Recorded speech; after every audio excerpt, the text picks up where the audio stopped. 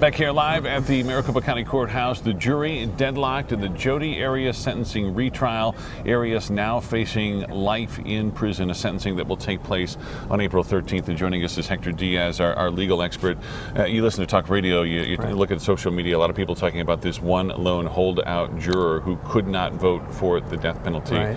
And the fact that jurors brought that issue up to the judge ultimately deciding to leave this juror on the panel. Did she make the right call? I believe she did. I believe she did.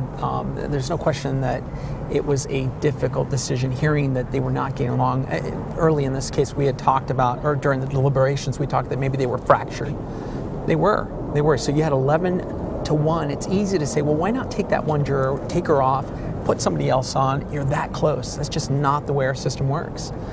They were deliberating, and we are hearing there's a lot of questions on, well, did she shut down at some point? Did she stop deliberating? And those are questions I think that are going to have to be potentially reviewed later on. But what, from at least from what we heard from the other jurors today after the verdict came down, was that she had made up her mind based on a review of some of the evidence. So that is part of the deliberation process, and it's how our system works.